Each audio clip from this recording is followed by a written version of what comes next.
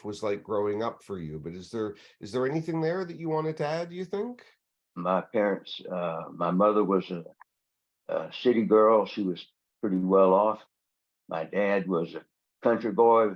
He went to Savannah barefooted, had to wear shoes.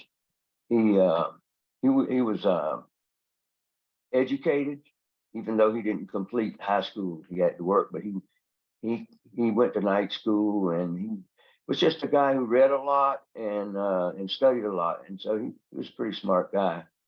But we kind of had a tough upbringing.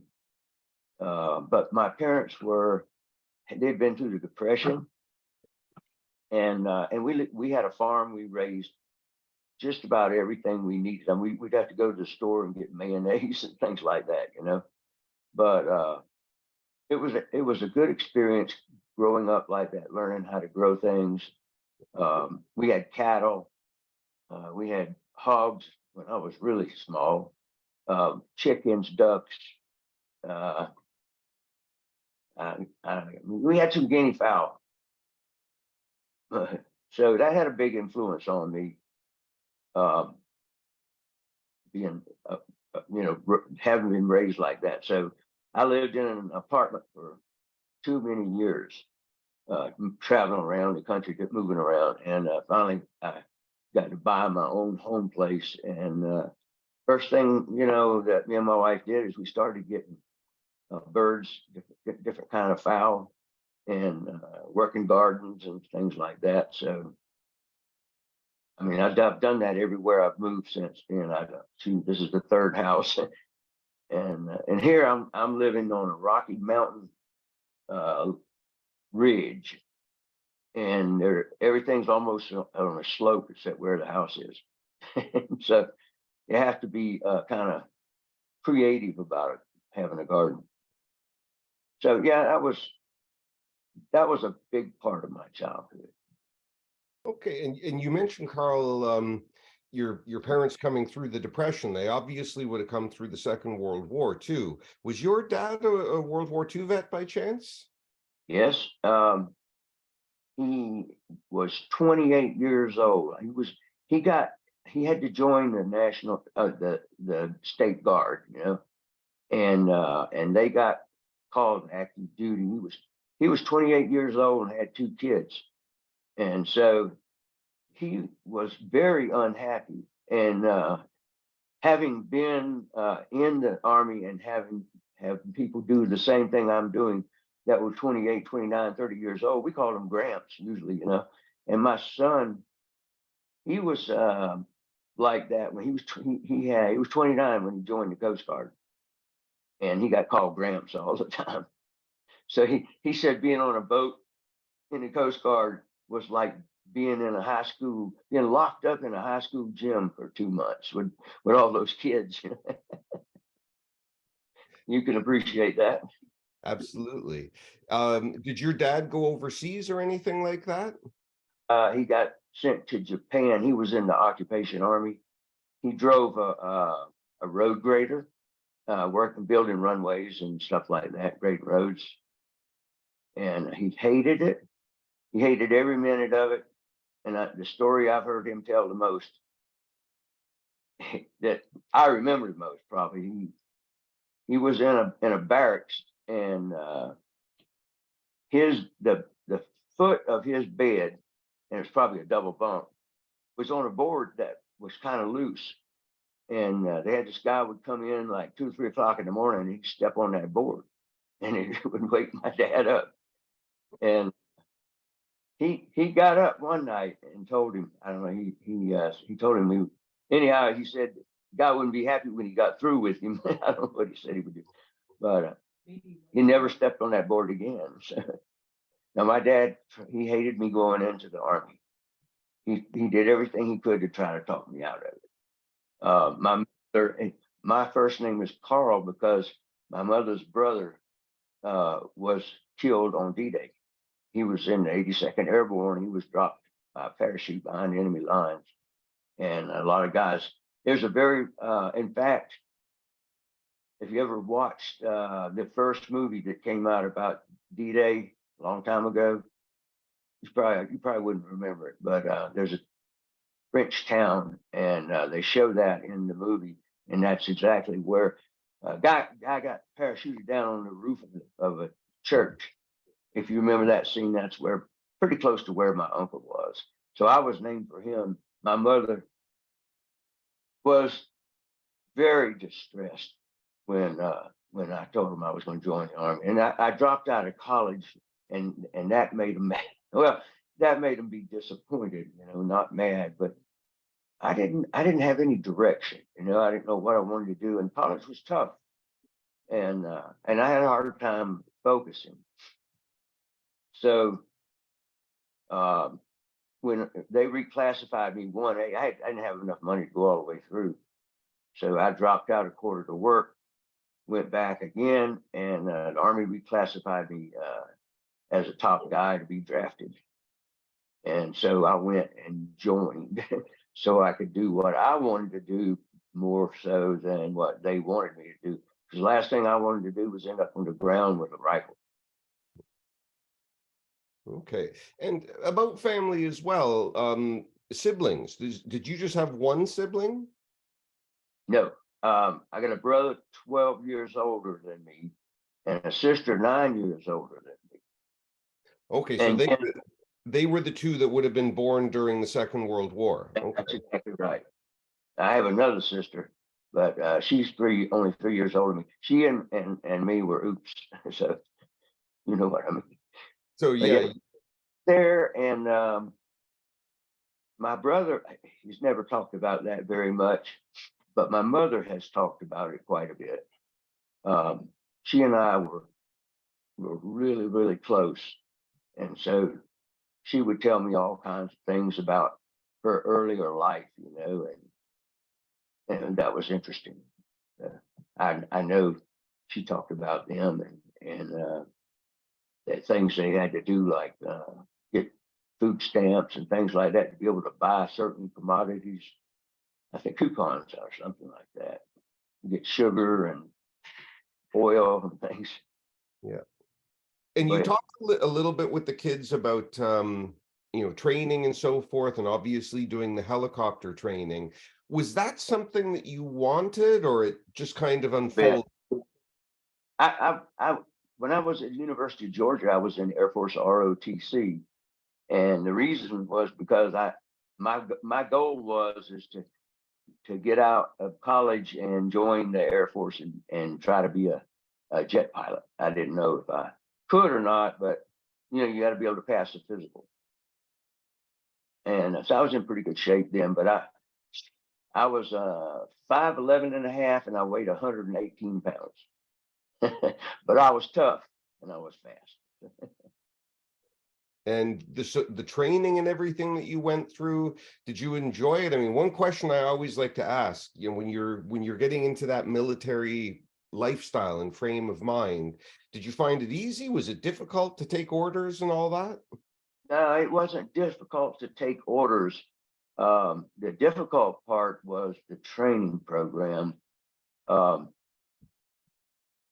I was determined, thank goodness. I was determined. I'm not usually a quitter. But when I got into basic training, I'm going like, why in the hell did I join the Army? It was not fun, and it was physically difficult. And they did everything they could to break you down mentally and show you the Army way of doing things. So I could do that, and I could still be my other self too, So I didn't have a mental problem getting through basic training. In fact, I was a squad leader the whole time, which I don't think anybody else in our company, in our platoon, could say that. It was constantly changing. But then, all right, what happened was I went right into the Army. I had enlisted for the Warrant Officer Flight Training Program. And so I was a E1 when I got in, what we call E nothing. And then they were going to promote me to E2. And I asked them to give it to another fellow in my squad, and not me, because I was going to get an E5 as soon as I went to flight school. And so we really didn't carry the rank of sergeant. We were just E5 for pay purposes. And I rode a bus from Fort Polk, Louisiana to Fort Walters, Texas. That's about 80 miles west of Fort Worth. And when we got off the bus, when we arrived at Fort Walters, there was a crew there waiting on us. There was a warrant officer. There was some E6s and staff sergeants and guys like that. And every fellow, when he got off the bus, they started working on you. And if you've never been in the military, I don't know how to explain it to you, but when somebody gets right in your face and they're screaming at you and they're telling you, "What are you doing? You think you could fly a helicopter? Get the hell out of here. You can't fly a helicopter." Just stuff like that, And one guy had a guitar, and oh man, that cost him a lot of problems. And we had to be so particular with our uniforms. If you had a thread hanging off your uniform anywhere, the TAC officer would come over and he'd light it with a lighter, and then you had to say, "Boom." I could go on. We polished the bottom of our boots there. Okay. The first few weeks of there, first few months there, it was 5 months at Fort Walters. Our rooms, we all had our uniforms hung the same way. They all were starched so they would stand up. Everything had to be turned the right way. You could only have 6 teak jackets and pants on display, and you had to have some class A's too, I think. Yeah. Then you had what was in the bottom of that, and then you had 2 drawers that you could pull out, and each drawer in every room was pulled out exactly the same amount. You measured them when you pulled them out. The windows were either all open or all closed. And the TAC officers would come in and they found a dust bunny underneath, just a little speck of dust under your bunk. They would take a grease pencil and they would draw on these floors, were concrete floors. We waxed them, we polished them, we walked on them in our shoes. We never walked on them with our boots. And they would draw a line with a grease marker from the door all the way underneath that bunk and make an arrow. And then you'd have to do the whole floor. And we didn't have much time for that kind of stuff. You got 15 minutes in the morning, you got 15 minutes in the evening, that sort of thing. We found ways to sneak around and do things, but you had to be careful because you might have a TAC officer walk in middle of the night, checking on you. We had some crazy things go on. We locked our TAC officer in his cabinet where we hung clothes and stuff. So obviously he didn't have anything hung in there. He came in and he thought he was going to catch us. And we were doing some things we shouldn't have been doing. Like I was out on the ledge outside the window. And I saw him go into my room was right across from his office. I saw him go in his office and get in the cabinet, get in the wall cabinet there to hide from us. So I sneaked down to the end of the barracks we were in, and I got to talking with this guy who had been in the Army for a good while, and so we came up with a padlock. And we sneaked down there and we padlocked his butt in that locker. But don't get me wrong, we loved him. One of our guys, he was a Cobra pilot, and so one of our guys was a great artist, and he painted a scene on the wall in his office, concrete block wall, painted light green, army light green. He painted the best mural you've ever seen of a Cobra gunship coming in on a gun run. Just beautiful.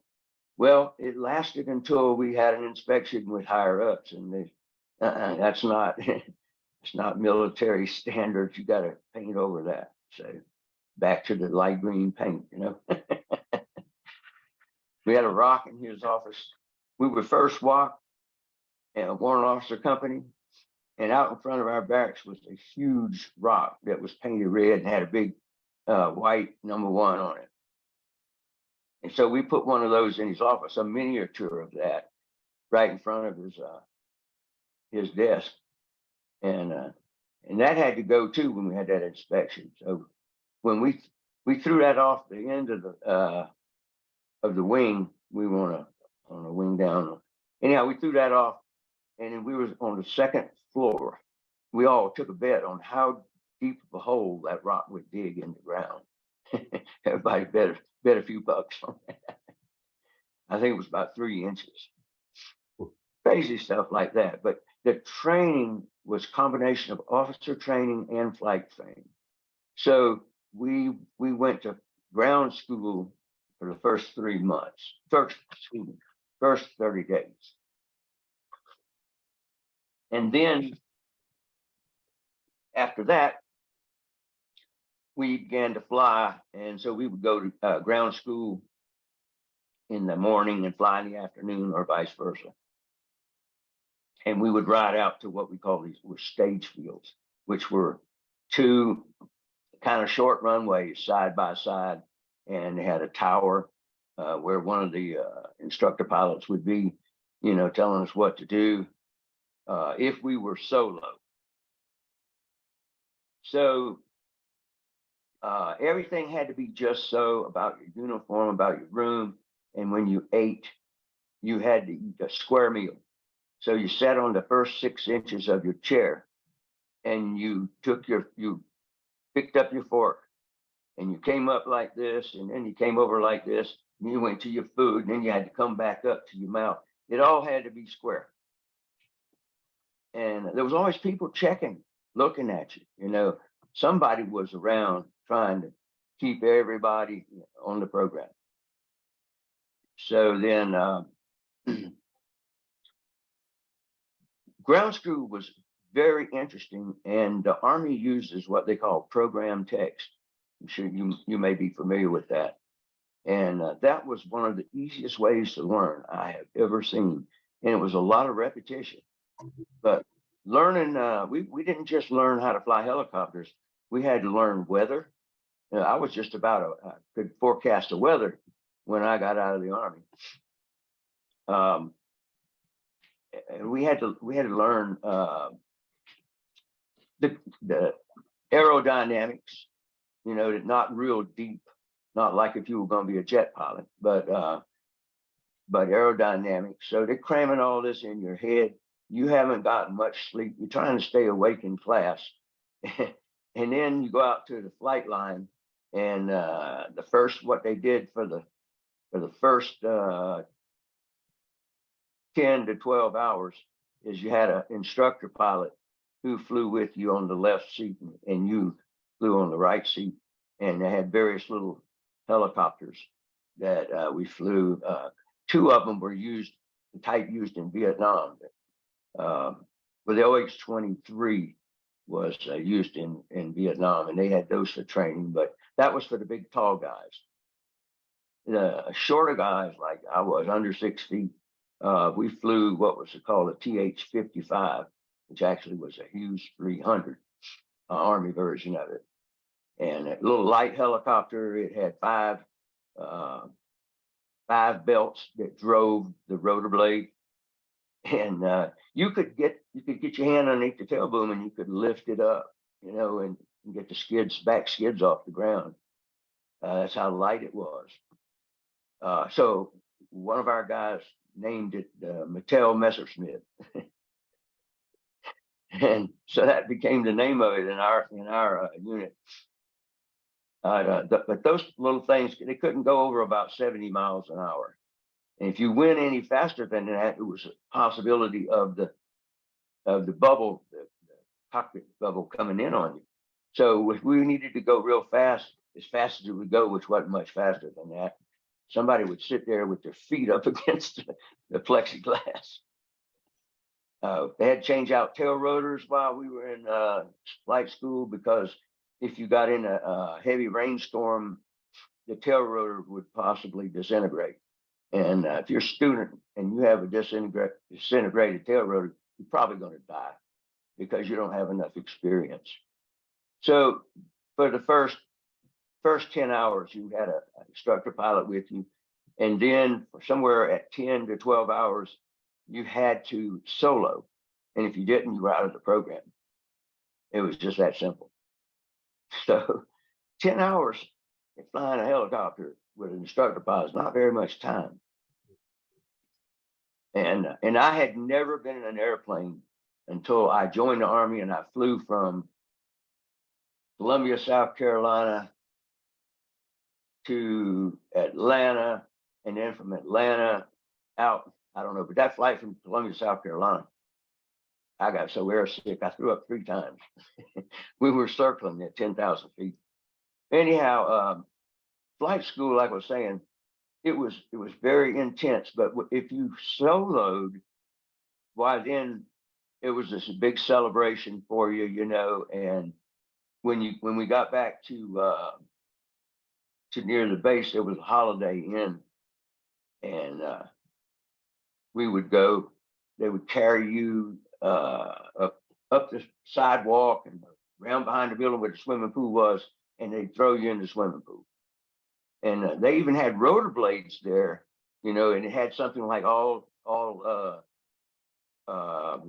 warrant officer candidates, who passed through these rollerblades have soloed or something like that, you know. It was a big moment, particularly because, you could breathe a sigh of relief, you know. It was hard. It wasn't easy.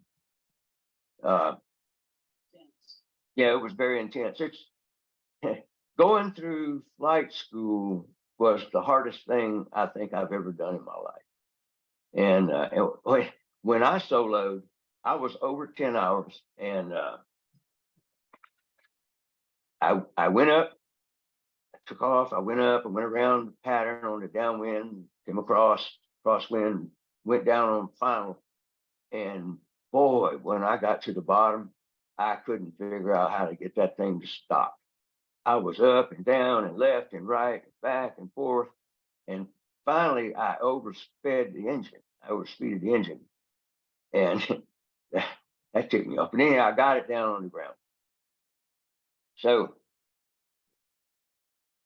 I lost my confidence at that point.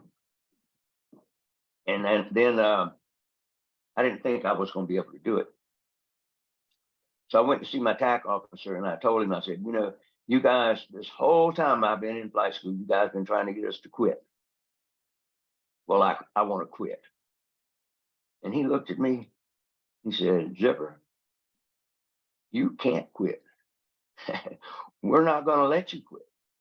We got too much money invested in you at this point.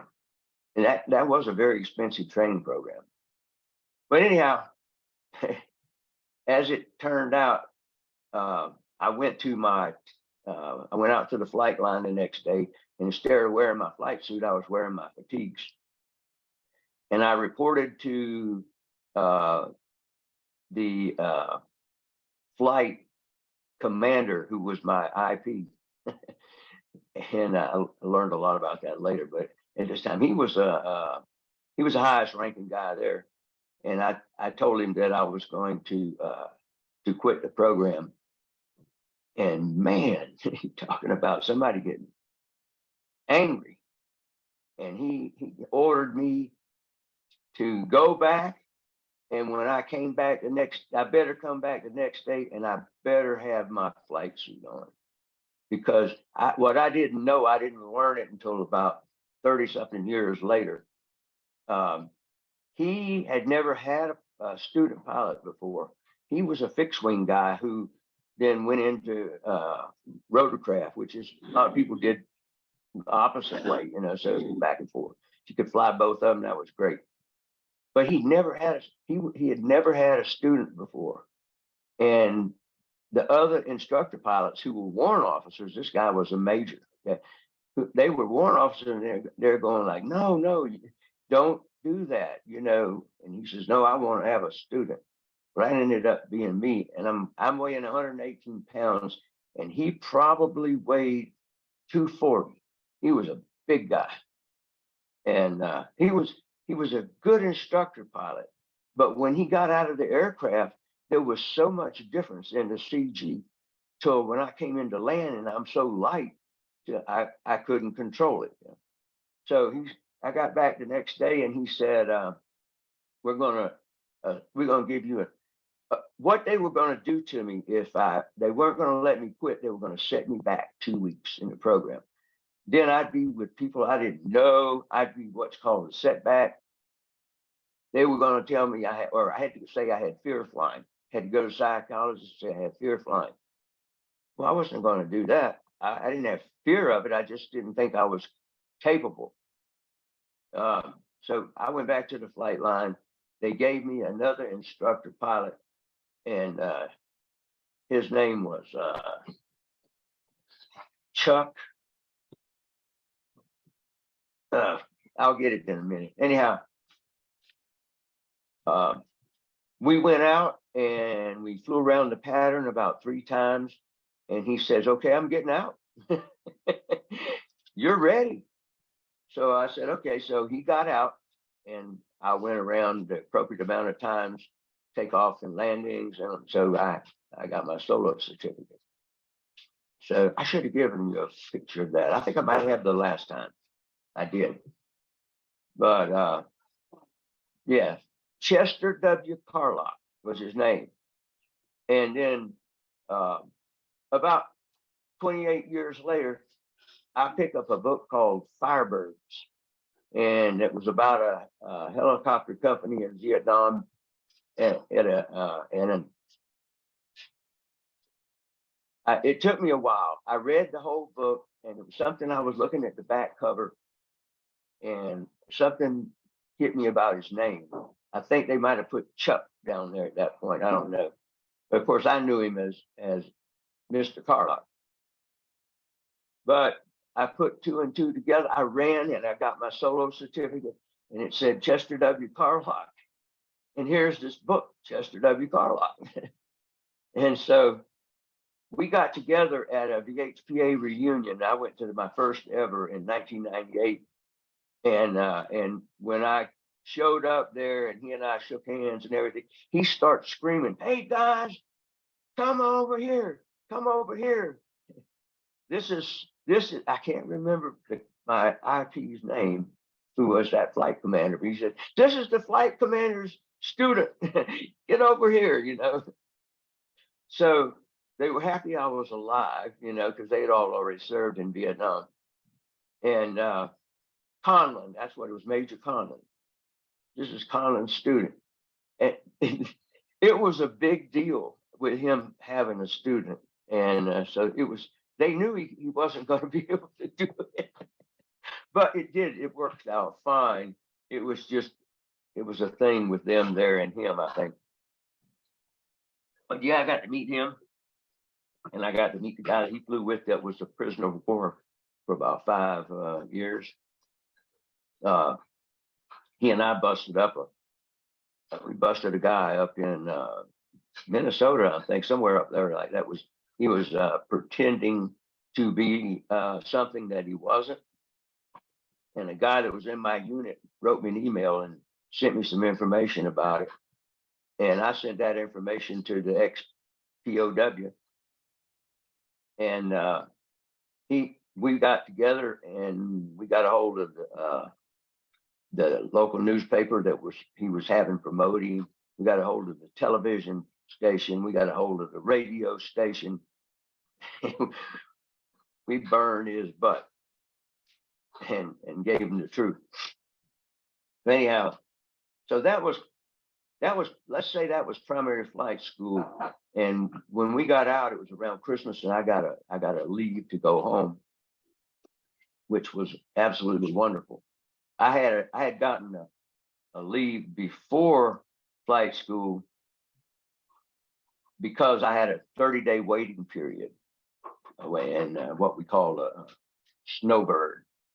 And so I took some of that time and took a leave and went home. But then again, at the end of flight school, and I want to say, I guess another thing about flight school.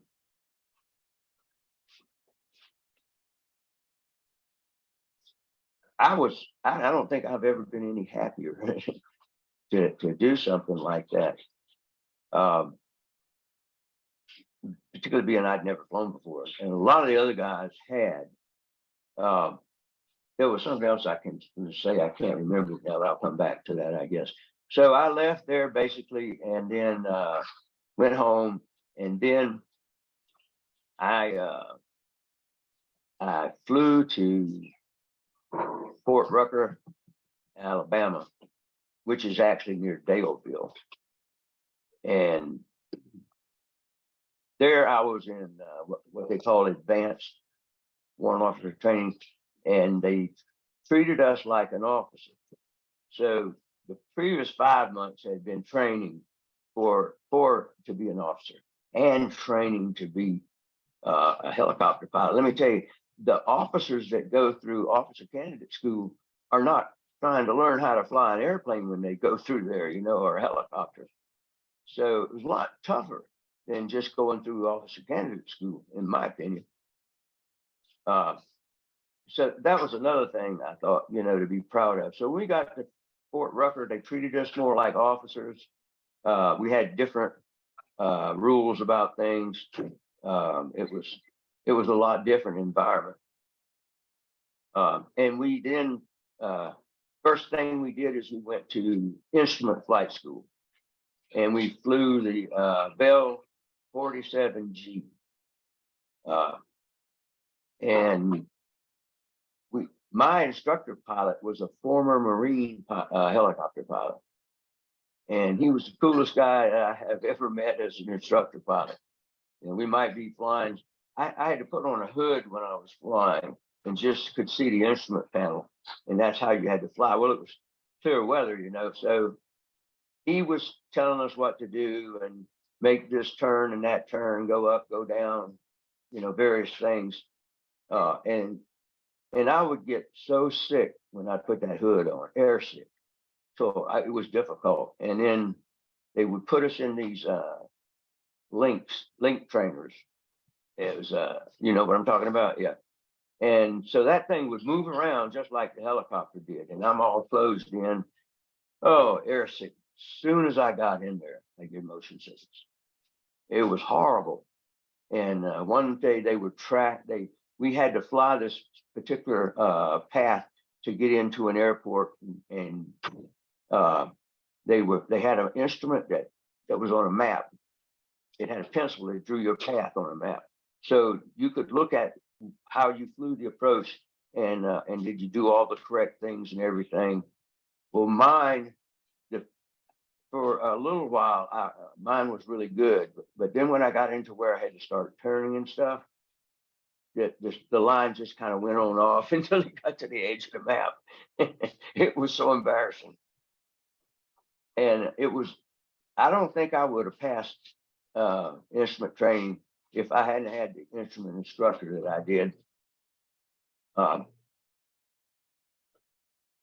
When things would get tense, he would do something like, let's fly over here, and I'm going deer hunting tomorrow. Let's fly down there and see if we can find any deer. And we drop down low level, and then he'd tell me to take the hood off, and then we fly around and look for deer. And then we go back up and do what we were supposed to be doing. I mean, he did little things like, okay, let's get up here above this line in the sky where you have two different atmospheres, technically. And it'd be real smooth. And he said, there's friction down to cyclic and friction down to collective, reflective makes you go up and down. The cyclic makes you go left, right, backwards, forward. And he said, now I'm going to show you how to make a standard rate turn, which that's so many degrees, at a time. And you got to do it in like 30 seconds. So he said, okay, now lean to the left. And we both leaned to the left until we had it in a standard rate turn to the left. You couldn't lean back out of it. But we would do crazy things like that. And every morning, in the first day, I couldn't believe it, but every morning he would come out with a cup of coffee in a little styrofoam cup. And the first time he set it down on the floor and he said, spill my coffee, it's a pink slip.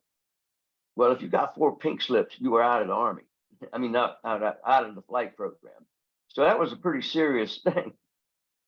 Let me tell you, I did not spill his coffee. When I had to hover and take off and all that kind of stuff. And I only had by then, I'm trying to think how many hours we got. I don't know how many hours we got at primary school, but it was probably about 100 hours. We weren't that good. And I'm flying a brand new helicopter I've never flown before. And so he did that every day. I didn't even have to tell me anymore. I just knew not to spill his coffee. I never spilled his coffee. But he wanted you to be steady, and I passed the flight exam for instrument training. And God knows I don't know how. And then let's just jump forward about a year and a half. And here I am in Vietnam. I put in for transition. I wanted to fly the Hughes 500, what we call the OH-6. It was a light observation helicopter. It was a nice bird. And I put in for transition, which meant I'd have to go to a school, spend about 2 weeks down there, and then come back and they'd give me a job in a different company.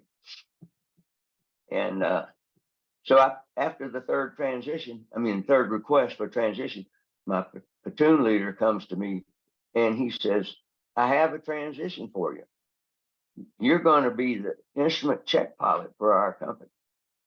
And I'm going, you're making a serious mistake here. I almost busted out of flight school on instrument training. This is not something I want to do, and this is not something you should want me to do. Nope, they give it to me. I got to go do it. There again, I got such a tremendous instructor pilot. He was the guy who wrote all the Army Aviation magazine articles on instrument flying. Captain Carthage. I remember his name. I'll never forget it. And did he teach me some good things. So anyhow, going back to flight school, that tells you how bizarre the Army can be, Take the worst guy possible and give him a hard job. But anyhow, so flight school, we flew the Bell 47 through instrument training, which was about a month, I want to say. And then we got to fly Hueys. Now we were uptown, and we were flying the old A and B model Hueys that were shot up in Vietnam. And one of the instructor pilots I had, he'd have you count all the patches in the aircraft, and if it had more than so many patches, he'd go red exit for some off the wall reason, because he wasn't going to fly that aircraft if it had that many bullet holes. So we learned to fly the Huey, and this is an aircraft where you could take both your student pilots at one time. So we flew, one guy sat in the back, one guy sat in the right seat, and the instructor pilot sat in the left seat. We practiced takeoffs and landings. We practiced the same thing like we did at Fort Walters. We practiced confined area landings, where you have to land in an area that's not very large, and then you have to take off, taking off over obstacles. We learned all of that. Then we went to the last 30 days. We went into what was called TAC-X training. And we had to go out into barracks that were out in a forested area. and they were wooden platforms with those canvas.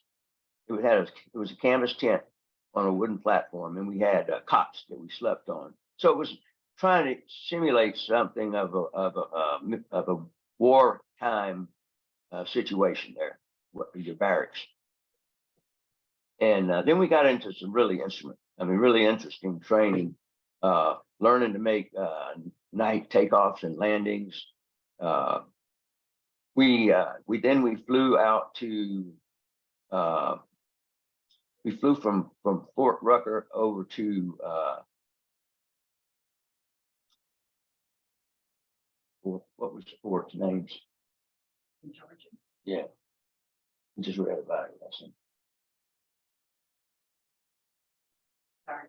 Anyhow, there's a big Fort Benning was yeah. They just changed the name to Fort Moore after Colonel General Moore. You know who he was? Okay. So you know a lot about, I guess you do. So anyhow, we flew over there, and we then participated in, no, let's see. I don't remember why we flew over there. But we flew down to Florida, was where we did the Ranger training. We flew down to Florida to an Air Force base down there, and there were Rangers who were in training there, and they'd been out in the field for 2 weeks, eating sea rations or anything they could scrounge up, getting water out of streams and having to put iodine in it and things like that, you know, not getting a bath. They were under intense training, you know, where they were learning how to stay alive in a combat situation in Vietnam. And these guys were going to be Rangers. This is the cream of the infantry. So we then went in and had simulated combat assaults where they would be on the ground. We would go down and pick them up. And then we would go in and insert them. And then we would come back around and we would pick them up again and take them back somewhere else. And so we had heard stories about this. So we stocked up on cheese, crackers, candy bars, beef jerky, anything that wasn't perishable. And we had it hidden in our uniform, in our flight suits.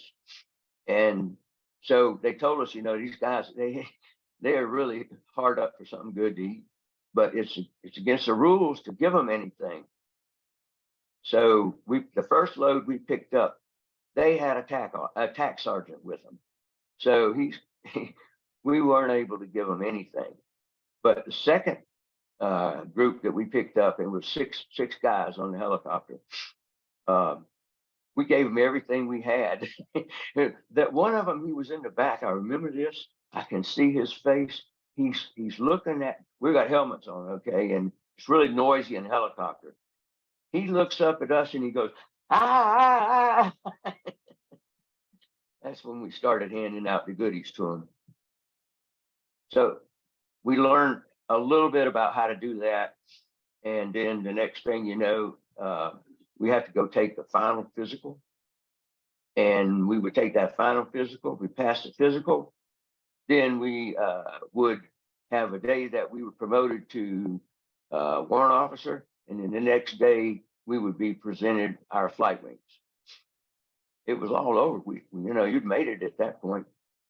So that last physical, I had a few injuries to my ears when I was a child, but I passed the physical, in Columbia at Fort Jackson. But since then, I've been flying helicopters. And so when I took the hearing test, step out of the cabinet, a glass cabinet, and the specialist there, he said, "I can tell you this, but you just busted the hearing test." I mean, that was almost the most devastating moment in my life, at that point, it was.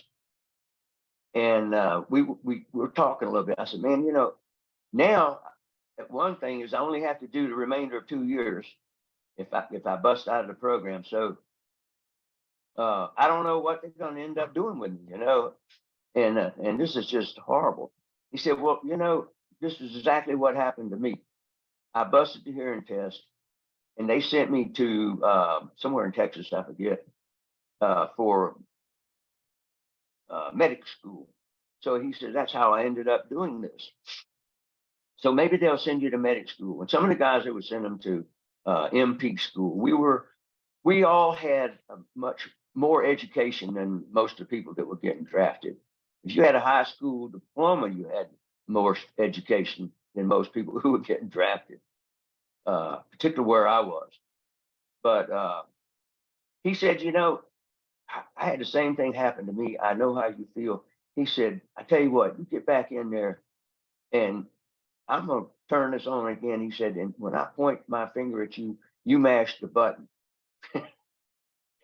And so I went through there and he pointed, I mashed. He pointed, I mashed. I passed the hearing test. I became a warrant officer. I got my wings. 30 days later, I was flying to San Francisco to an Air Force base where I laid over for like one day, and then we went to the civilian airport. It wasn't San Francisco. It's right near there. So anyhow, boarded a commercial liner with it was contracted by the Army, but it was a very commercial jet, and we had stewardesses and everything. And we flew from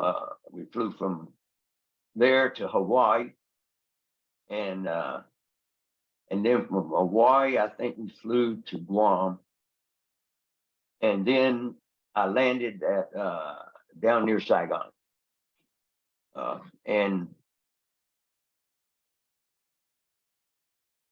there, when I was before I went to Vietnam, I was home at Savannah, and I needed to get a will done. So I went to the Hunter Army Airfield there, and went to see the JAG officer, and I got him to make me up a will. And the guy who was actually doing the typing, he's not the one that signs it, the guy that's doing the typing, he's beginning to tell me about when he was at a base called Chulai. And he said, let me tell you, he said, you be a helicopter pilot there. That's just the best job in the world. All they ever did was fly up and down the beach. And looking at the girls, you know, on the beach and stuff like that. They had it made, you know, and blah, blah, blah, blah, blah. So here I am down at Long Bend, and they asked me, what do I want to do? And so I put down, I wanted to go to Chulai. They loaded me up onto a C-130. I could tell you all kinds of things while we were there, but I'll just go on. They put me on a C-130. There were like 10 or 12 of us across, sitting on the floor. You sat down. The guy sitting in front of you used your knees. You had your legs up, you know, like this. He used your knees as a back seat, and you did the same thing with the guy behind you. You couldn't stretch your legs out or anything like that. We had one big giant seatbelt that went across everybody. And C-130 ride is a little bit on the rough side because they don't get up that high necessarily. And it's loud. Ooh, my goodness, it was loud. Then I rolled into a base at Chulai, land at a 10,200 foot runway, big runway. And next thing you know, they take me to what's called we call it the New Guy Center. And it would have been the AmeriCal training center or something like that. So we had to do 2 weeks there, just getting acclimated to the climate and learning about booby traps and sappers and God knows what else. But the idea was also to acclimate you to the weather.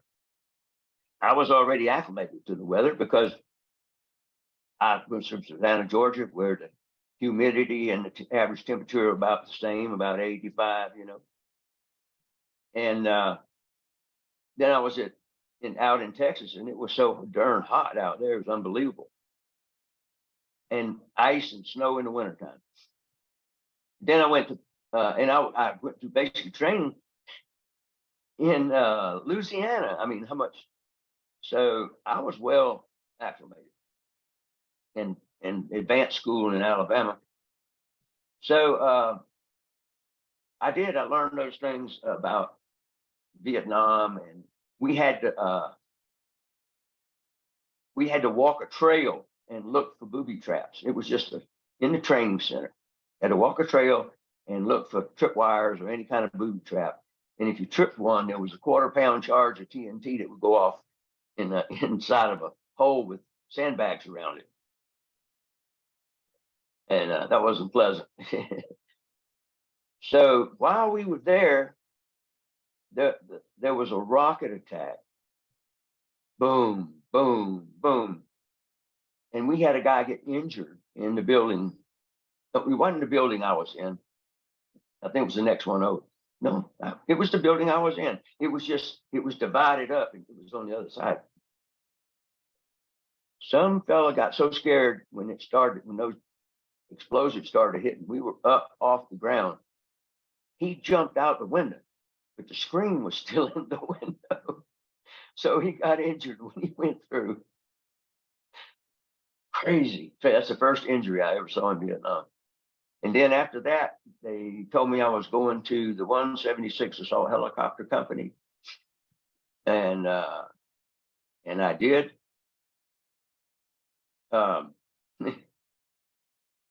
So now I'm ready to start the war. And they start issuing, I have to go, they issue me everything I need to fight the war. I go get my, let's see, I got, what else did they assign me? Oh, okay. I got a poncho because it rained a lot over there. And I got a poncho and various different things that I needed, you know. And then I went over, they took me to the armory and they issued me a 45 caliber pistol and one clip of ammunition. No holster, no gun belt, no nothing, just a pistol. Well, we got trained on the 38. The 38 was the standard weapon for pilots. Here they give me a 45. There's a big difference between a 45 and a 38. But I was lucky. My brother came down and visited me before I went to Vietnam, and he brought a 45 caliber pistol that he had that you could change out the barrel, and I don't remember what else you had to convert, but anyhow, it could shoot 22 caliber bullets. So you shoot the 22 caliber bullets and get used to how to operate the gun. And that's a lot cheaper than firing 45 caliber rounds. Then after I got used to shooting that, and we used to shoot together all the time, so this was nothing new. And then we put the 45 caliber rounds in there, and then I got to shoot that, you know, and boy, that was quite different. So just by that incident happening, it was okay for me to get a 45. I wasn't worried about it. But damn, I wanted the holster. So I wrote him and I told him what happened, and he sent me a pistol belt and a holster. But the first chance I got when we had somebody go home and they were going to turn in a 38, I got their 38 and turned the 45 back in because it was large, it was heavy, and all you did when you got in a helicopter was you took your pistol, which you had on your right side or left side, and you put it in between your legs. So that was protection. Plus, it was a good place to put it. I never did think though that it would be very good to get shot there with all those rounds in the chamber. You know, it might be worse. But I mean, that's the way we did it. So then that's how I got my 38. and got rid of that 45. And 38 ammunition was easy to get. 45 caliber was hard to come by. There just wasn't a lot of it. So they told me to go over to this particular building. We call these buildings hooches. I'm sure you've heard that term before. And it was basically built up off the ground on concrete piers, not real high up off the ground, but high enough that when there was the creek right behind us called Charlie Brown Creek, if it flooded, we wouldn't get flooded in the building. And it did flood. But anyhow, basically in a hooch, you had 6 rooms, I think, and they were 6 places for 6 beds. If you wanted a room, you built your own wall, and so everybody had built walls, and it was usually about 2 guys to a room. Well, they sent me to this one room, and I go in there, and there's a fella. I get my stuff in there, and it ends up there's a fella in that room named Jerry Penny,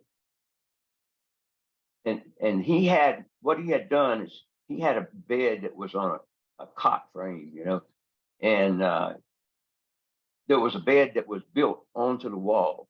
It was built out of boards, and there were a couple of pallet mattresses on top of it.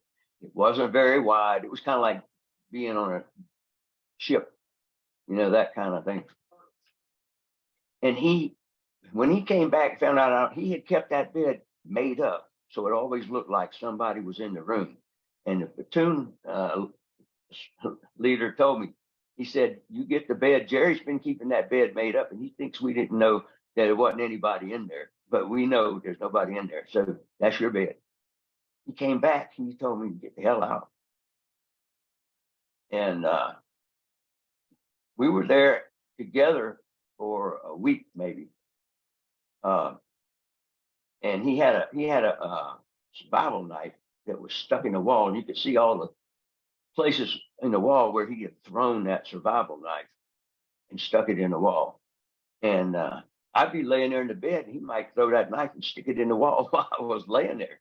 He did everything he could to try to encourage me to get out. I'm stubborn. So he ends up moving out. Yeah, I got the room all to myself.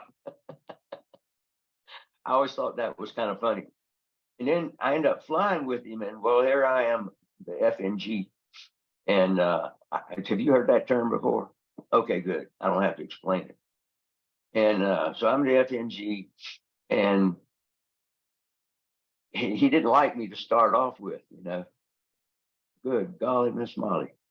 I went out one day, we were flying together, and he did most of the landing in the LZs where we were dropping off resupply. We had a resupply mission. You go to a main fire base, you pick up resupply, you run it out to the different units out in the field, and you're liable to get shot at any one of those units, or even right around the fire base. So you're always on guard. And where we were dropping off resupply was bad guy country. There was a sapper training base there, a Viet Cong sapper training base. And then, so it was a pretty bad confined area, with big tall tree obstacles all around it. And so he tells me I'm going to fly in there. So I come in there and I make my approach. We'd had what we call a high overhead. They're 1,500 feet over the ground. You execute a turn at a certain rate, and you make 3 circles. And then at the bottom of the last one, you're on the ground. You stay as close as you can over the friendly guys. So if you start taking fire, they can give you cover fire. So, and you're less likely to take fire. So anyhow, I went in to shoot that approach, and I blew it. It was embarrassing. And so there's the crew chief and the gunner. These guys are E4s or E5s, and they're insulting me in every way they can. You FNG, but they didn't say FNG. Okay, they said the whole thing out, and they're laughing at me. And I'm concerned about being killed, because here we are now that I missed that approach. He tells me, he says, go up and do it again. So I got to climb back up to 1,500 feet, and for the first 500 feet, you're a sitting duck. I was scared. I'll be honest with you. I go back up to 1,500 feet. I can't believe he's doing this to me. And I go in and go to shoot the approach again, and I blew it again. My God, you don't know the abuse I had to take over that. So let me tell you, the third time I made it. I made it. And there were other times I'd had to make a go around, because something happened that I didn't want to land right where I was or something. But that was about the only time I ever had something like that happen. And then I ended up flying with him quite a bit. And they abused me pretty bad verbally. But it ended up, we made a pretty good team together. And another time they abused me. We were flying on a long flight at about 3,000 feet. And it was really quiet. I remember that. And I was having a hard time staying awake. And the next thing you know, I get 3 wraps on my helmet. And I look out the window, and there's the gunner. He's out there standing on the toe of the skid. We're going along at about 90 knots at 3,000 feet probably. And he's out there on the toe of the skids holding on to the handhold out there. Little short guy called Max, Maxx. That was his name. And he was something. He was a great gunner. You could count on him. What they did, they had unplugged my helmet from the radio and the intercom. So they've been talking about me and everything, and I didn't have a clue. And so then, not knowing what they were doing, he climbs out there and wraps me on the helmet. Well, about that time, the aircraft commander does a really dangerous thing. He killed the throttle and bottomed the collective pitch, which put us in about 3,500, 4,000 feet per minute rate of descent. And Max kind of lost his footing, but he recovered, and then he climbed back in, and Jerry rolled the throttle back on, and off we go. Jerry Penny would test every limit of that aircraft.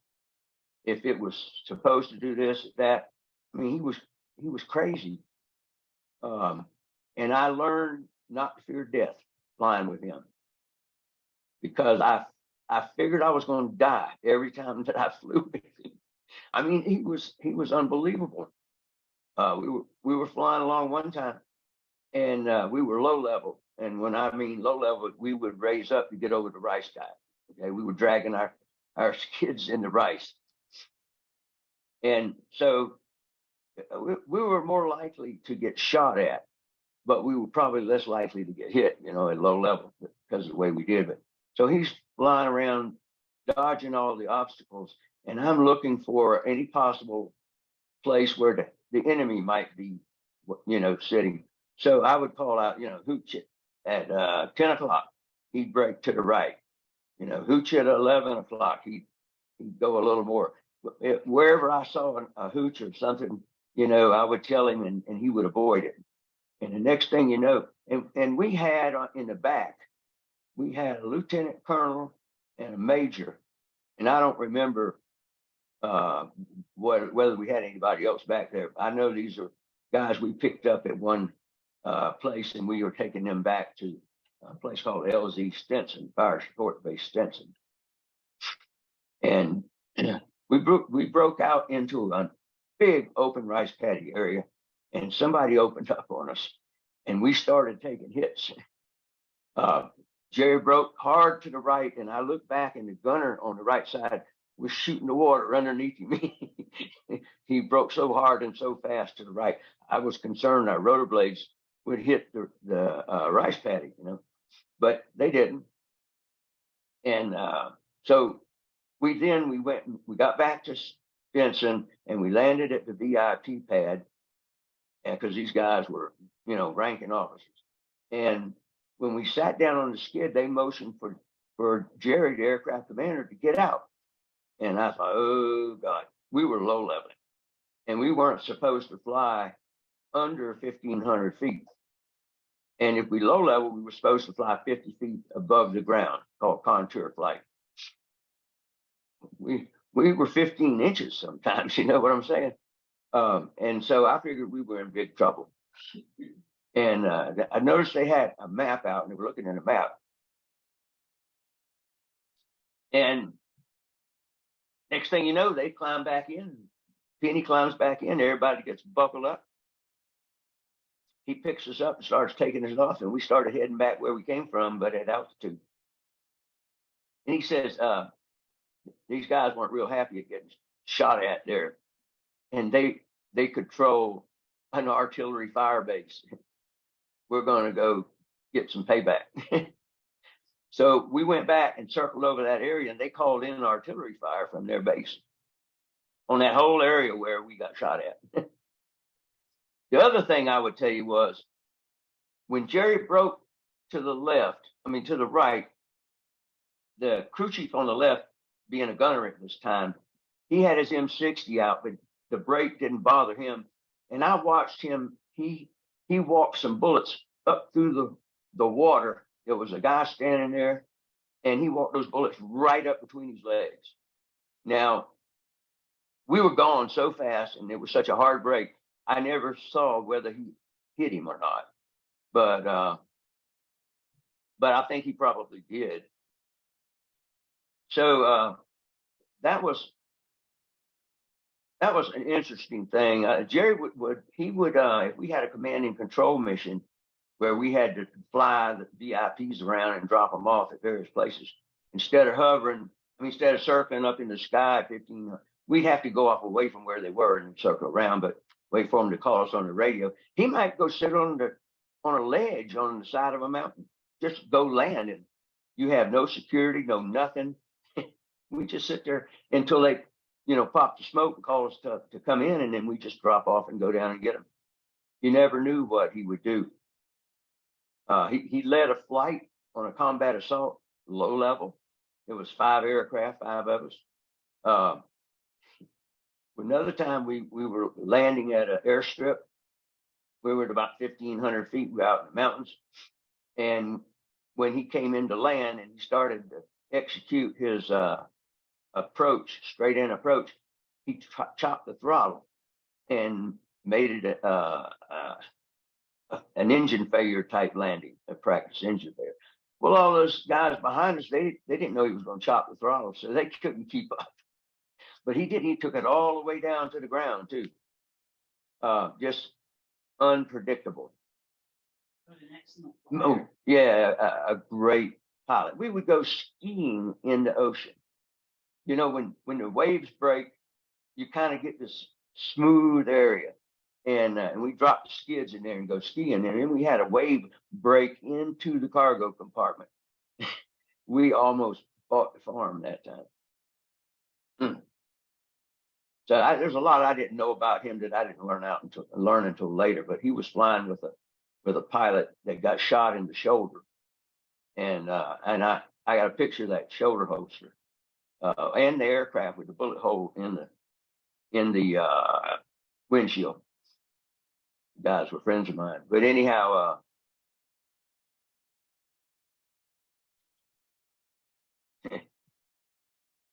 like I said, he was just. Oh, he was flying. He was what we call a Peter pilot, and we weren't. We were a co-pilot, but technically we were lower than the aircraft commander. So they would tell you when you got in there, UFNG, you're the Peter pilot. And that's the only thing you're allowed to control. You keep your hands there and don't touch anything. And that's the way it went for a while, But he when the way I put 2 and 2 together, I was going to land in an LZ one time, and he said, "What you need to do is you need to put the the control on the cyclic, you couldn't really set the cyclic up where you could let go of it. That was dangerous. But you had little motors with springs on them attached to the cyclic that would, if you were having to have a lot of pressure forward, you could have that motor pull the cyclic forward a little bit, so you didn't have to hold it so hard, because light touches were what all you needed. And he said, you always want to set the cyclic where it will, if you let go of it, the aircraft will come up. It won't go down.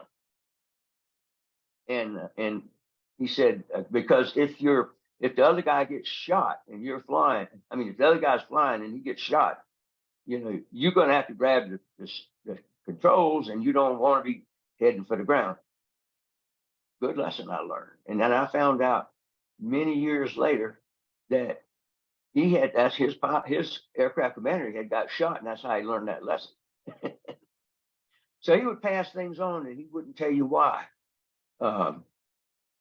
He flew aircraft 239, and he didn't care if it, if it had a little problem or if a radio didn't work. That was his bird. He was going to fly it. He wouldn't say anything about it till we got back. But he had a circuit breaker up in the top with a whole panel of circuit breakers, and he had a circuit breaker for the flight controls, the hydraulics controls for the cyclic. That circuit breaker had a hole drilled in it and a piece of safety wire put up there that made a loop where you could reach out and just pull that loop. Man, I'm going like, why in the world did he do that?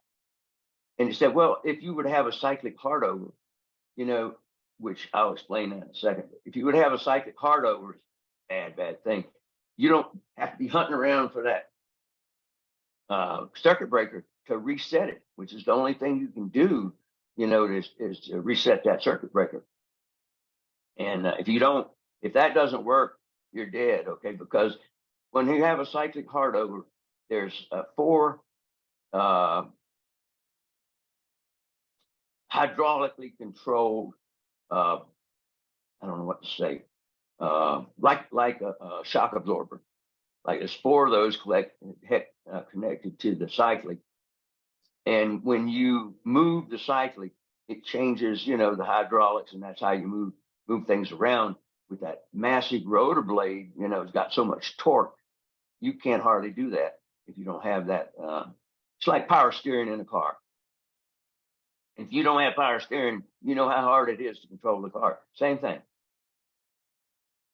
That rascal didn't tell me he had a cyclic hard over, and that's why he had that done on that side. He got up and found the switch and reset the circuit breaker, and they did not die. He never told me things like that, He was a strange guy. He talked on the radio like this. He was very quiet. Chulai Tower, this is Minuteman 2-3, 5 miles out for landing. But it was more of a whisper. And so you knew when he was talking on the radio. He was a strange guy. He had these awful scars on his back. The first time I saw him, I asked him what happened. And he said a tiger got a hold of him. And I found out later, that's like, what?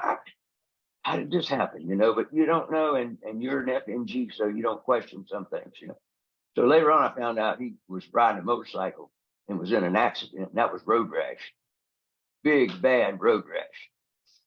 He told me his father was a colonel in the Air Force. Later on, I found out his father is a major in the Army. I mean, that's just the way he was. But we ended up being best friends. And even after I made aircraft commander, if we could get a mission that we could fly together, 2 aircraft commanders, we'd do it. We just liked flying together that much. And we were that great of friends. And if I wasn't flying with him, I was flying with Reg Cleve. He was my Reg.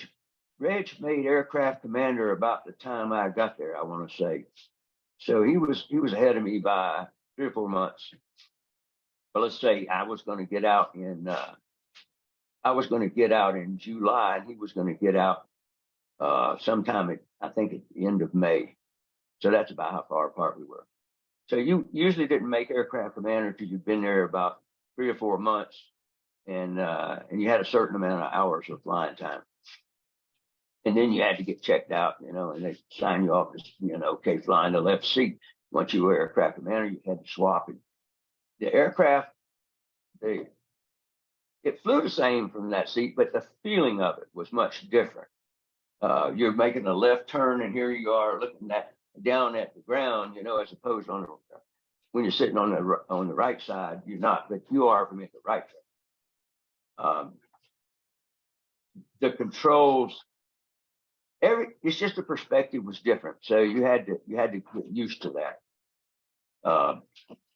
So Reg and I flew together numerous times. Like I said, if I wasn't flying with Jerry, I might have been flying with Reg.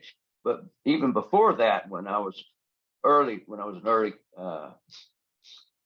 Peter pilot, I flew with a couple of other guys who were early aircraft commanders, and so I got to fly with I think all the pilots in my flight, and a bunch of good guys, a bunch of really good guys. Things got passed down. Our unit went over there, and the men that went over there were flying helicopters in combat. They'd never done that before. It was a first. We went to a Bell helicopter plant in Fort Worth. They called us pioneers. I'm like, pioneer? I know pioneer. Anyhow, but what the guys learned, the first guys learned, they passed down to the second guys, and the second guys passed down to my generation or iteration was about the third guy. And there was so much experience learned by that time that it was so much easier for me as a pilot, because of the mentoring that I got. And so I've always, whenever I meet one of the original guys, I always thank them. Thank them, for what they passed down. So that was a lot of things happened then, and I learned, I guess, at that time. I flew combat assaults, and when you had combat assaults, you'd go pick up. There were several different ways it could have been done, but basically, you'd go pick up men, either Americans, Arbans, Vietnam people, or Koreans. We even worked with some Australians. The Koreans, man, brutal. Koreans and the Turks, they were there too. You didn't mess with those guys. You just left them alone. They were looking for a fight, and a fight might not, be just knock you out. But anyhow,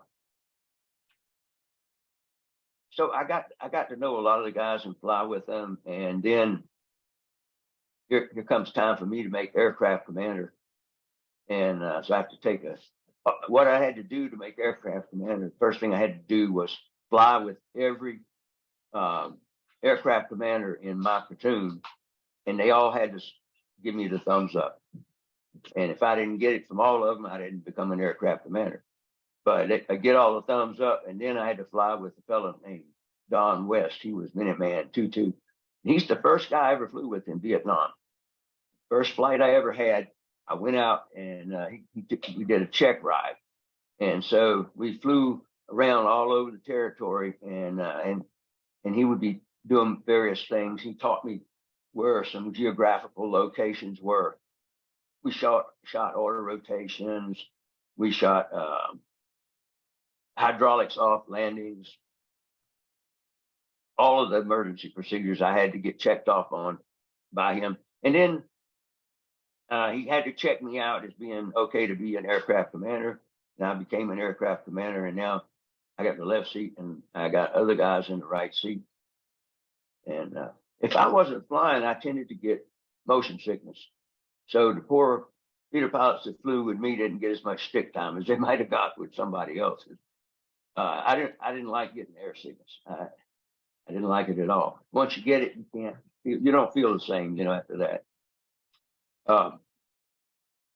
So what I learned while I was becoming an aircraft commander, flying to various different missions,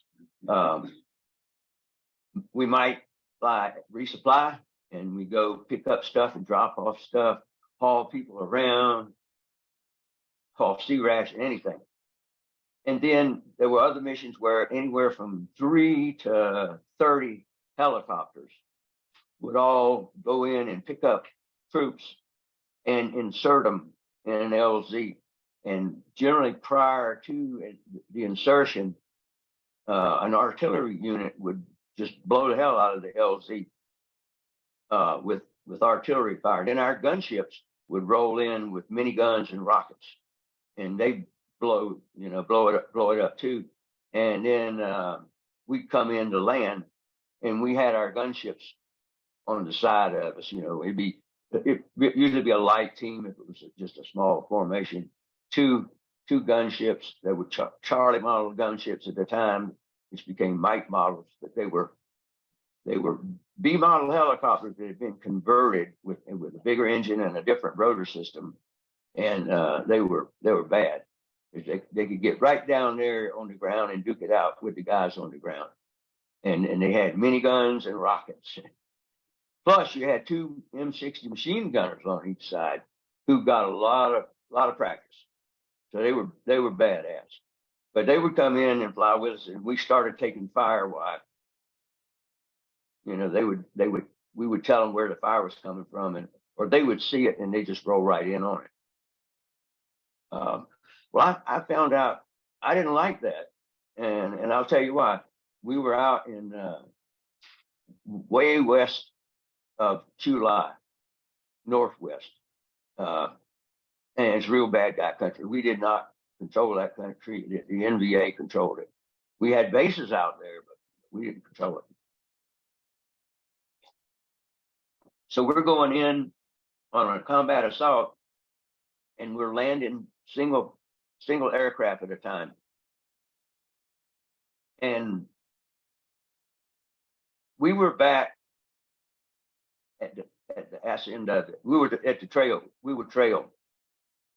And so we're coming in there, and we're making the descent down from pretty good altitude straight in. We're spaced out where each guy can land, you know, and take off without the other one being right on top of him. And if you were, you just held off at a high hover, you know, out above the LZ. So we're going along there, and it's leads taking fire coming in. Leads taking fire coming in, going out. Chalk 1's taking fire going in. Chalk 1 taking fire coming out. Chalk 3's taking fire coming in. I'm all the way back there about Chalk 15. And then you see these green tracers coming up. And I had a 38 caliber pistol. And that's all I'd had. You know, the guys in the back got M60s, but you couldn't go hot, or you couldn't go hot till you reached a certain point, you know, without being told that. And I sometimes, I mean, on some of those CAs, I would just, if we were told to go hot, or we started taking fire, just shoot my 38 out the window, because it made me feel better. You know? I feel like I had some control. The other guy's flying. And then Jerry, another one of his tricks, his crew chief had an extra M60. And he wasn't supposed to have it, but he had put it together from various different parts. And Jerry would take that M60 and get a big belt of ammo, and he'd sit there in the left seat and fire that M60 out his window. And all that hot breath would come out and go down my collar. And I'd be bouncing off my helmet. I learned when he was doing that, I'd get my collar all the way up, everything all tied up tight. You know, it had Velcro fasteners, keep that hot brass from hitting me in the neck. But the noise of that thing, it was 2 in the back going hot and 1 on my left side. And so I wear hearing aids today. That's probably one reason. Oh goodness, he was unbelievable. I don't know where he got that, where he got the idea of doing that, but we did it, and lots of other stuff that I won't go to. But like I said, I made aircraft commander. So I didn't like CAs. I flew combat resupply, and I enjoyed it immensely. Um, it was because you were taking guys food, you were taking guys mail. They might have been out in the field for 2 weeks and hadn't gotten nothing, and because you couldn't get to them because of the weather. We had a situation where they were carrying one unit. It was during the monsoon season, way out in the mountains, and nobody could get to them. They were carrying 3 of their buddies around that were dead. They had to haul them around for days and days and days. And so I broke a lot of rules when I knew what the situation was and that nobody had got to them. So broke a lot of rules, but I got to them. I got to resupply to them. I picked up the 3 guys, and you ever smelled a dead deer? Anything like that? Nope. It's kind of a sour smell when they're in a body bag. I'll never, that's another smell I'll never forget, like the smell of burning pea seeds. But yeah, we took those guys back, and they just put them out on the ground and started hosing them down with a water hose, getting them ready. I didn't want to do that again. But I ended up flying quite a few medevac missions, or missions bringing bodies back. I had a guy die on my helicopter. He bled to death. Yeah, I had some trying times. I had to pick up a commander and take him to a fire base to the First and Sixth Infantry Battalion at a place called Dottie, LZ Dottie, or Fire Support Base Dottie. And we sat on the helicopter pad. I took the guy there. We sat on the helicopter pad, but there was a guy stayed on the helicopter. I remember he had red hair, and he was carrying an M14 instead of an M16. There was a guy with him that was carrying an M16. And what I find out is they're a sniper team. And so later on, there's going to be this big combat assault, and we're going to put all these fellas down on the ground out in these rice paddies. But I got to go put him up on a hilltop that we used to have a base on, but we didn't have anybody there anymore. But that was going to be his vantage point for sniping. I took him in there and dropped him off and went back up, and I hadn't hardly got up before I started getting calls on the radio to come back down. He stepped on a booby trap.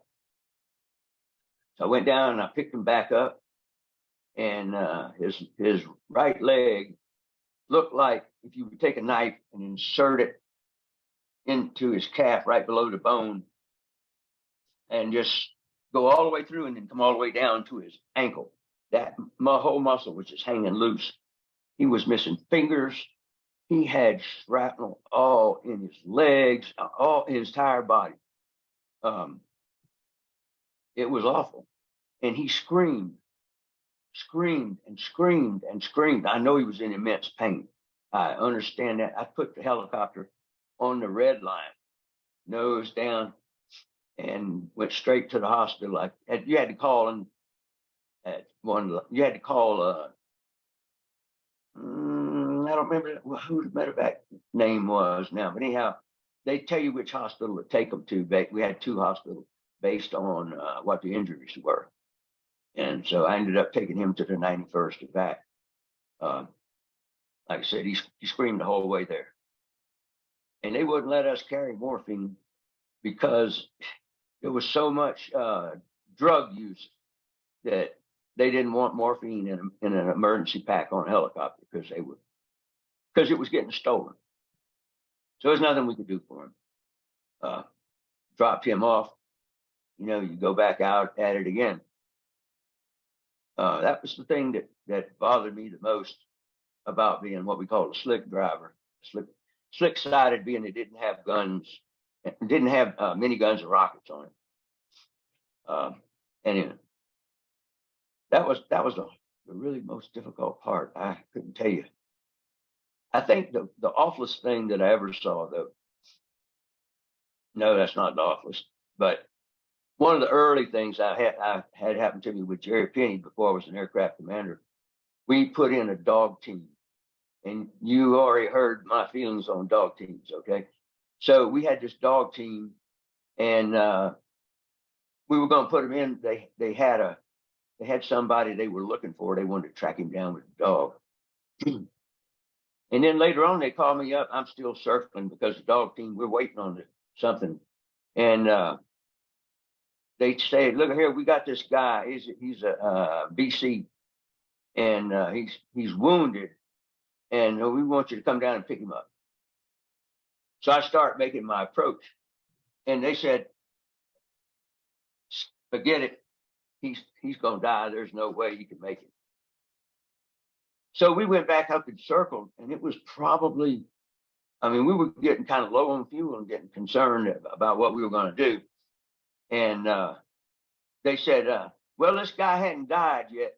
You might as well come down and get him. Well, that's kind of like, oh no, they did that to somebody. They actually did that to somebody. So we go down there, and to make matters worse, there's this little small guy. He probably was 16 years old, but he looked like he was 12, and he was on one of these round woven mats. And they picked that mat up and put him inside the helicopter, and he's laying there, and his intestines are laying over here.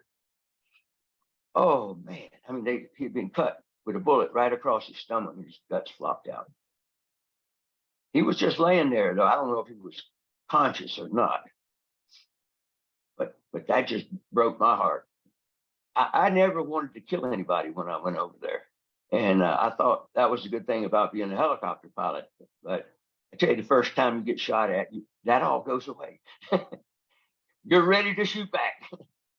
But as we were flying along, Jerry got a little bit out of trim, and this guy's intestines started walking across the floor. And I'm screaming, Jerry, get it in trim, I could just see those guts go flying out the door. Oh my God. We took him and dropped him off at the hospital. I'm sure he didn't make it. I don't think anybody could survive that just because of the infection. Horrible, horrible sight. Well, I wanted to ask a question there, Carl. When you would do those kinds of flights, would you ever have a medic on board? Yeah, we were not a medical evacuation helicopter with medics on board. But when they would use us is like, if I was overhead or right nearby, it would be so much quicker for me to come in and pick them up and take them to the hospital. The guy would have a better chance than if they waited on a medevac to come out and get to their position. So that's when we came into play. But generally, if it was a big action and there were guys wounded and guys killed, an actual medevac helicopter would come in and pick up the wounded, and we go pick up the dead. And when you would do, I guess you could call them like the impromptu medevac flights, when you found yourself in that position, how long would the flight times be typically? To get there or to get to the hospital? To get from the field back to the hospital. In the area where I worked, typically 15 or 20 minutes. There were other areas that I worked. Oh my goodness, it could take half an hour. So their medic would work on them, and maybe their medic would get on our helicopter and fly back with us. So like that was pretty common. So that's how they handle that.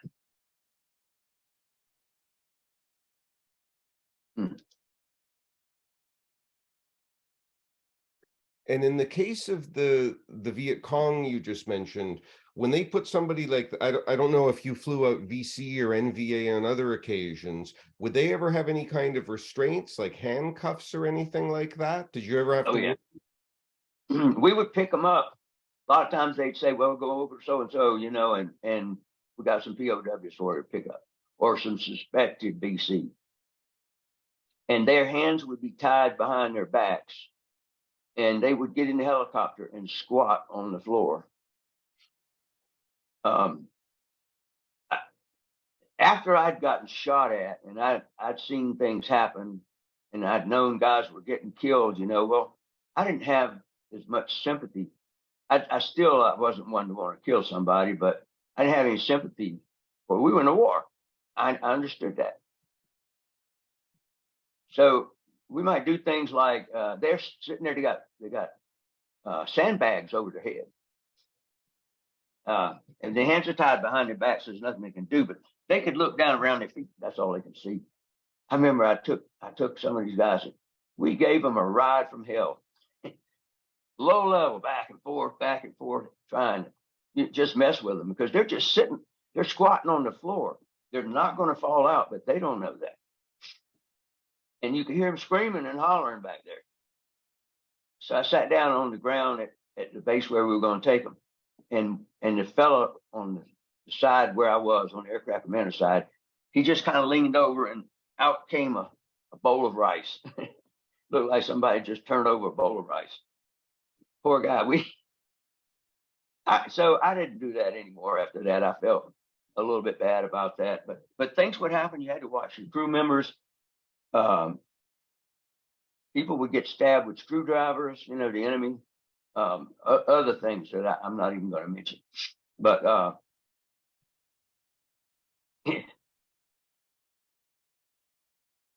yeah, we picked up a lot of people. I don't know. They sent me in to pick up some people one time. It was, if you're familiar with Lieutenant Callie and yeah, I worked that area a lot. I flew in and out of that area all around. There wasn't anybody living exactly in in Pinkville, which is what it was really called, was Pinkville. But all around there, it was populated and it was heavily BC. But we had it in the daytime. They owned it at night. That's the way it was. And I worked that area extensively.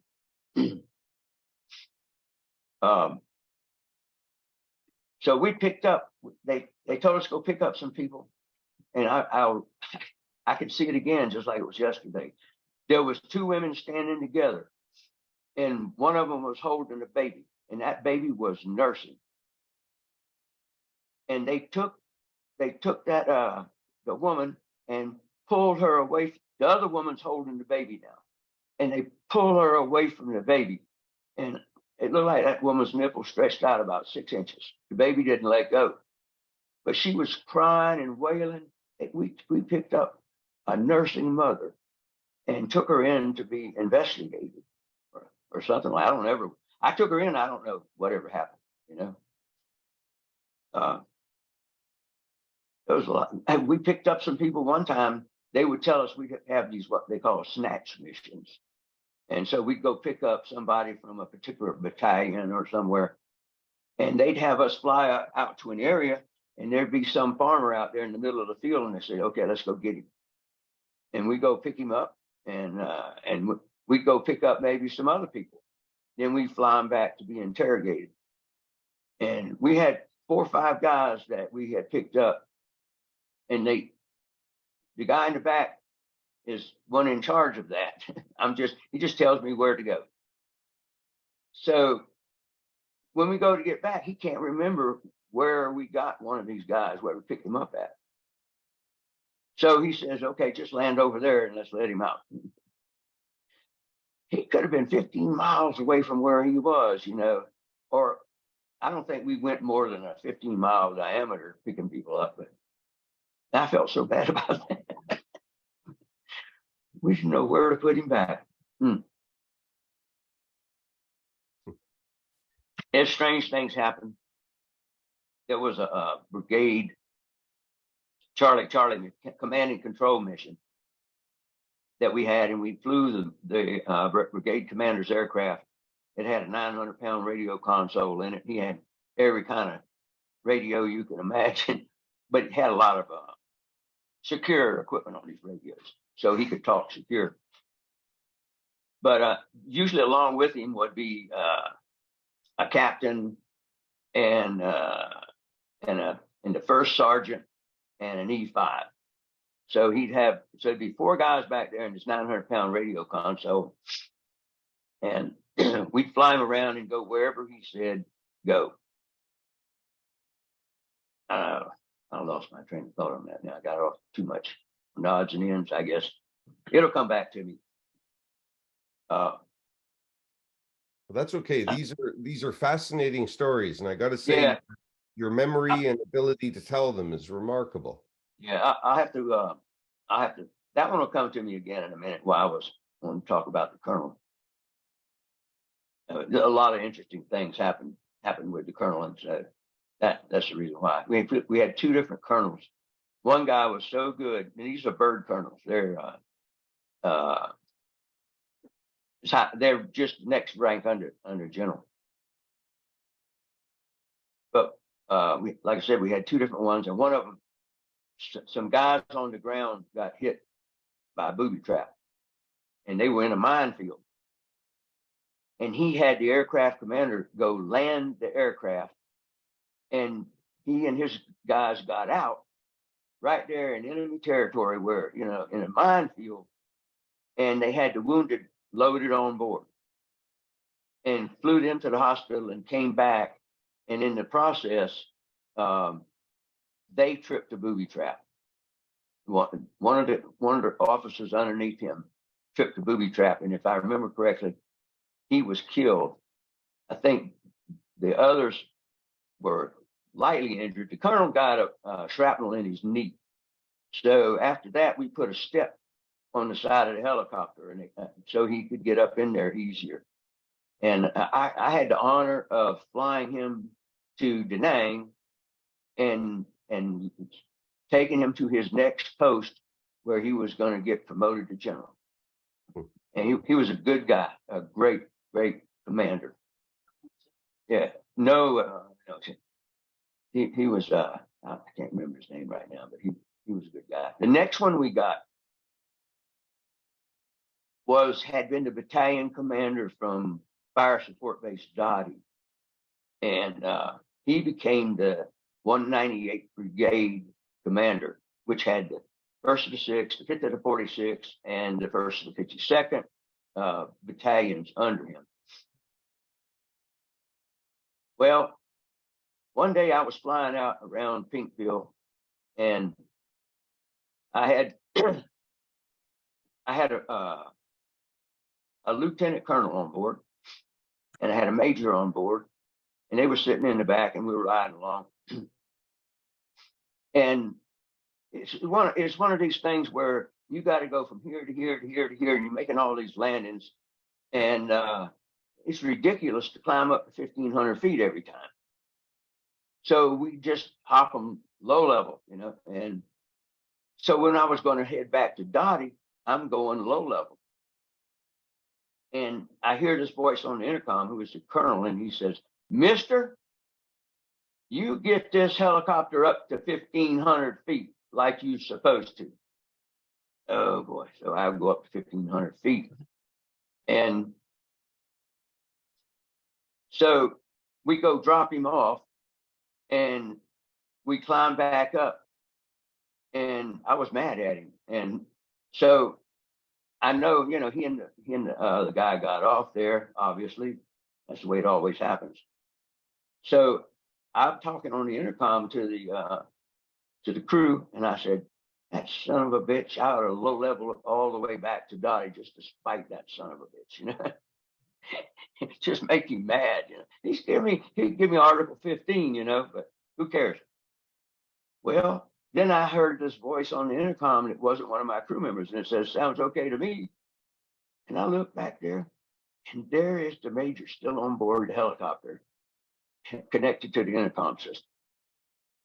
I wanted to be able to be small enough to get into a crack at that point in the airframe. Man, I thought, I'm in trouble now, because I didn't call him a son of a bitch. I called him an MF. But it turns out that guy, he didn't like him either. So I didn't get in any trouble. And so guess what? After I got shot, they give me this job to be and I went back into flying. They gave me this job to be the command and control pilot, permanent pilot. And lo and behold, Colonel Werner is now a full colonel, and he's the new 198th Brigade commander, and I'm supposed to be his pilot. No. Right off the bat, where's your gloves?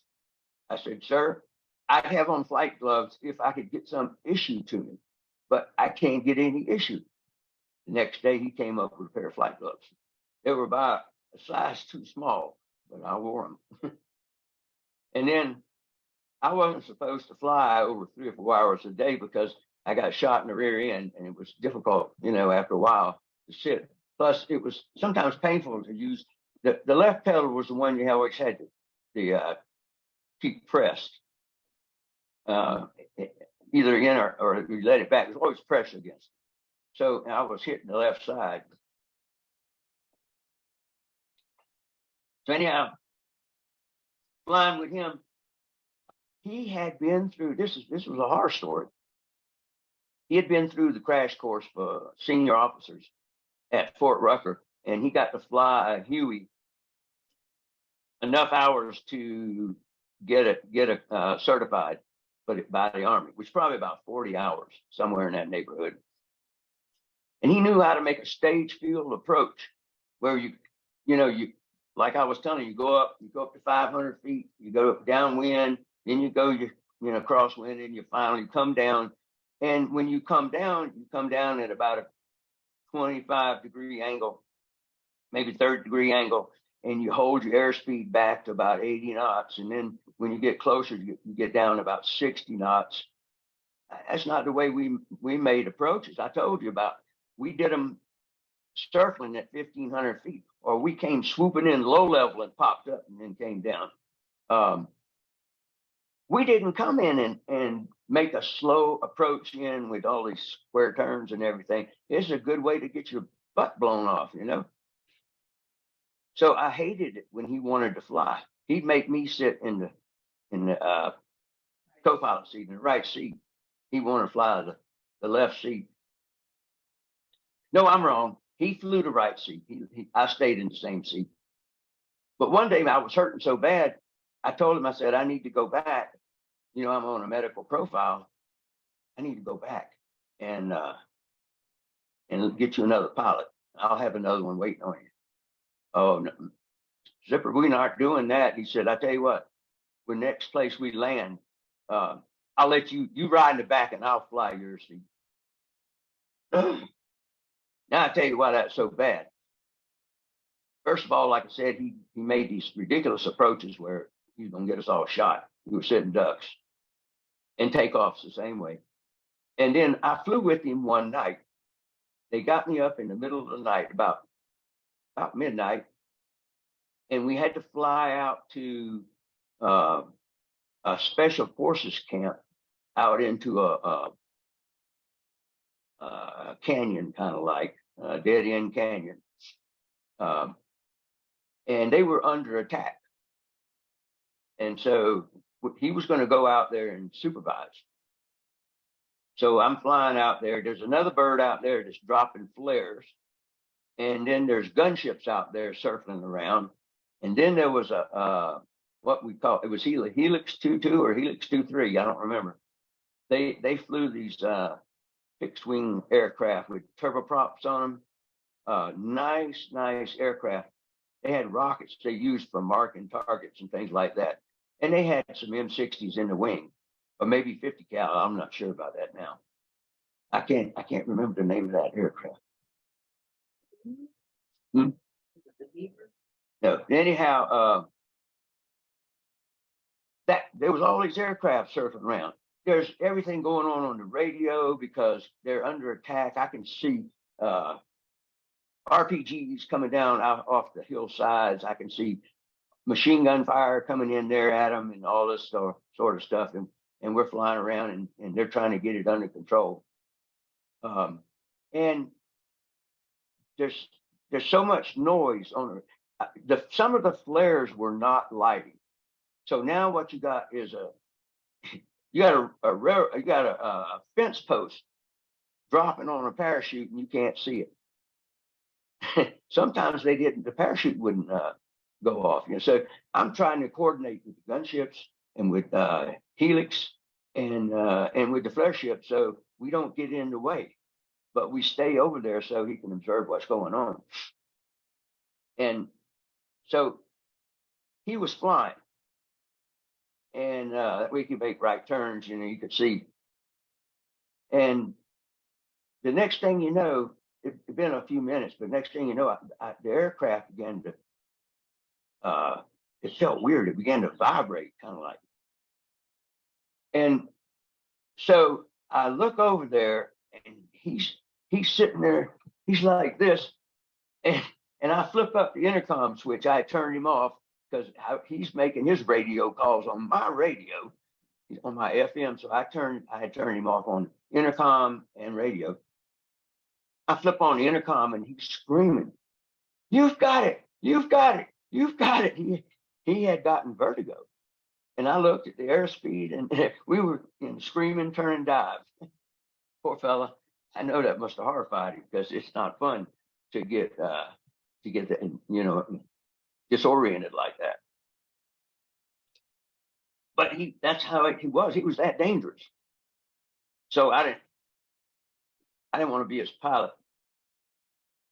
But anyhow, I had another mission. This was, oh goodness. This was my first mission back out into the area of operation, to AO, after I'd gotten shot. I flew out there. I was almost in the same place. I was just one little mountain ridge over from it, and there was a big river that came through there. And it was a sandy bottom river, and there was a open spot right off the bank of the river, a pretty good open spot. And I could make a landing. They wanted me to land there. I could make a landing, come in over the river, and just pop it right in there. It'd be pretty easy. But the minute I lowered the collective pitch, my left cheek began to hurt. It began to sting and burn. And I think it was just the sweat. I was sweating so heavy, and that was a fresh scar, But I could feel that bullet hit me. Every time, I kept feeling that over and over. I could feel that bullet hit me, and it hurt like hell because it just barely missed the sciatic nerve in my legs. But it was extremely painful, though it wasn't very deep. So I go in and I'm going to make my high overhead, okay? And I blew it. When I got down to the bottom, I was too high and I was too hot. And I'm going, son of a gun. Well, I had learned, Jerry Penny had taught me how to handle something like that. And basically what I did is I kicked the pedal to turn the aircraft kind of sideways, not completely sideways, but kind of sideways. And then I lowered the collective pitch to the bottom so that now I'm like a fallen rock. But what I'm looking for is that sight plane of about 30 degrees, maybe even a little higher in this situation.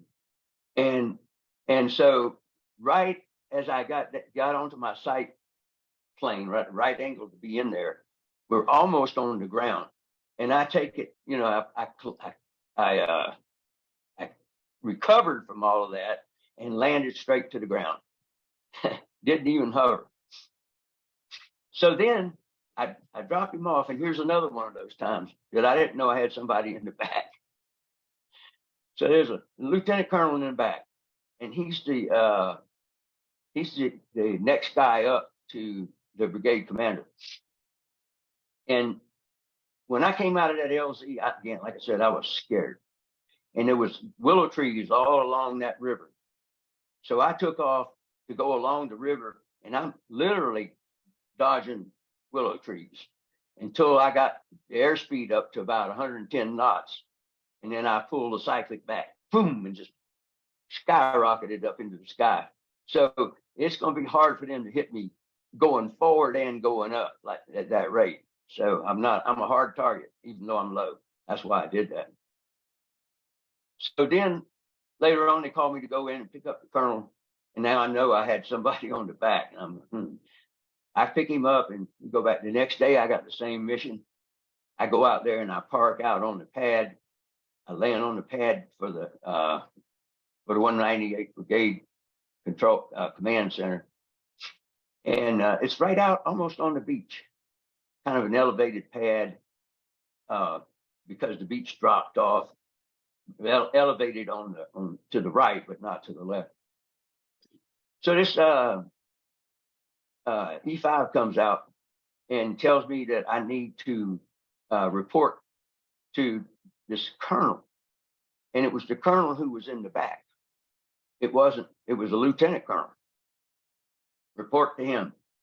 So I have never had to do anything like that before, exactly like that. So I knock on the door. He says, come in. I'm in attention. I salute him. He returns the salute and he says, have a seat. He said, hey, get you some coffee. And I'm thinking I'm getting my ass chewed, for the low level getting out of there and for blowing that approach coming in there, even though I saved it, So he's being real nice to me. And he says, man, I'll tell you what, he said, that was some good flying you did yesterday. Unbelievable. He said, we want you to be the permanent pilot for the 198th Brigade. I'm like, come on. No, this isn't happening to me. Yeah, he thought I was doing a really good job. Well, I did getting out of there, but I broke every rule in the book, But I thought that was a really strange situation.